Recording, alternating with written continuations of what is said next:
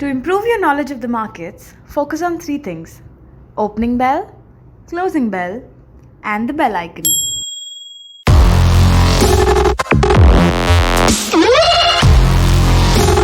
Welcome back दोस्तों। इस 4 biggest mistakes in derivatives trading की थर्ड एपिसोड में आज मैं सेकंड और थर्ड मिस्टेक्स पे बात करूंगा। दूसरा सबसे बड़ा मिस्टेक है यूजिंग टू मच लेवरेज, मतलब बहुत ज्यादा लेवरेज लेना।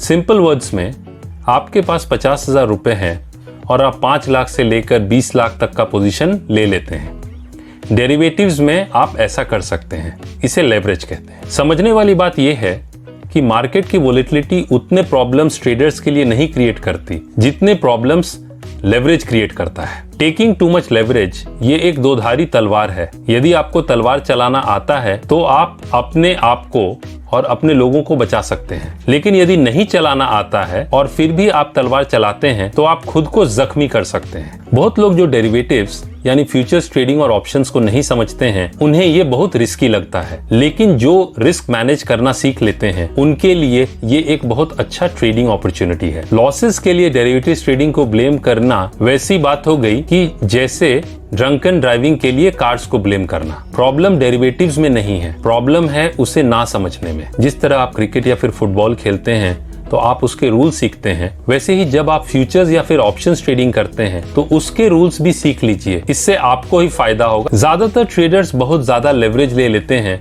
क्योंकि उन्हें इसकी उतनी अच्छी समझ नहीं है कि कितनी लेवरेज लेनी चाहिए। आपको एक एग्जाम्पल के साथ समझाता हूँ। सपोज आपके पास 100 रुपए है तो किसी भी एक ट्रेड में 2% से लेकर 5% तक का ही रिस्क लेना चाहिए। बहुत सक्सेसफुल ट्रेडर्स तो ये बोलते हैं कि 2% से ज्यादा का रिस्क किसी एक ट्रेड में लेना ही नहीं चाहिए। तो यदि आप डेरिवेटिव्स में सक्सेसफुल होना चाहते हैं तो लेवरेज को समझिए, अपने कैपिटल को प्रोटेक्ट करना सीखिए, क्योंकि एक बात आप समझ लीजिए, आप इस मार्केट में लंबे समय के लिए आए हैं और जीतने के लिए आए हैं, तो जल्दबाजी में मत रहिए। अब मैं तीसरी यानी third biggest mistake of derivatives trading पे बात करूंगा और वो है failure to control risk. Risk control in derivatives trading optional नहीं है, ये जरूरी है। डेरिवेटिव्स ट्रेडिंग में यदि किसी ट्रेड में लॉस हो रहा है तो लॉस को बुक करके निकल लेने में ही भलाई है, लेकिन ये करना ज्यादातर लोगों के लिए मुश्किल है, क्योंकि हमें जिंदगी में ये सिखाया जाता है कि कोई भी मुश्किल आए तो उसका डट के मुकाबला करो। तो हम मार्केट में भी यही करने लगते हैं, जो हमारे लिए नुकसानदायक है। इसीलिए ज्यादातर लोग अपने लॉस वाले ट्रेड से निकल नहीं पाते जब तक लॉस इतना बड़ा नहीं हो जाता है कि उनके बर्दाश्त करने से वो बाहर हो जाता है। आपका पहला प्रायोरिटी एज अ ट्रेडर है कि जो भी करने की जरूरत पड़े वो आप करें, ताकि आप इस मार्केट में कल भी रह सकें। विनर्स और लूजर्स जो मार्केट में है, डेरिवेटिव्स मार्केट में, उनके बीच का अंतर सिर्फ रिस्क कंट्रोल ही है। वोलेटिलिटी मार्केट में हमेशा रहेगी, कभी कम कभी ज्यादा, तो उसके साथ जीना सीख लेना चाहिए, और वो तभी हो पाएगा जब आप रिस्क कंट्रोल करना सीख लेंगे। रिस्क कंट्रोल करने के लिए आप स्टॉप लॉस यूज कर सकते हैं, कितना लेवरेज और कितनी बड़ी पोजीशन बिल्ड करते हैं उसमें भी ध्यान रखिए। जहां तक हो सके 2% से 5% तक का ही रिस्क किसी एक ट्रेड में अपने कैपिटल के हिसाब से लीजिए। लास्ट में मैं ये कहना चाहता हूं कि यदि कोई ट्रेडर अपने कैपिटल का 20% लॉस कर देता है तो उसको वापस अपने कैपिटल को 100% लाने में 25% रिटर्न जनरेट करना पड़ेगा,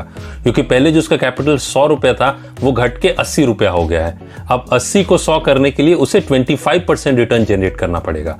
और यदि किसी ट्रेडर को 50% लॉस हो जाता है, मतलब 100 रुपीज उसका कैपिटल था, वो कैपिटल घट के 50 हो जाता है, तो अब उसे वापस 100 करने के लिए उसे 100% रिटर्न जनरेट करना पड़ेगा। इसलिए हर एक ट्रेड लेने से पहले उसमें आप कितना रिस्क ले रहे हैं इस बात पे जरूर ध्यान दीजिए, इससे आपको बहुत फायदा होगा। बहुत कम लोग आपको रिस्क मैनेजमेंट के बारे में बताएंगे, सब आपको सिर्फ एंट्री और एग्जिट ही बताएंगे, लेकिन रिस्क मैनेजमेंट उतना ही जरूरी है जितना जरूरी हमारे जिंदगी में ऑक्सीजन है।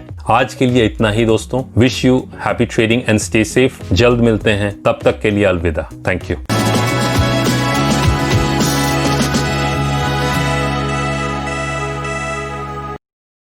Investments in securities market are subject to market risks. Read all the related documents carefully before investing.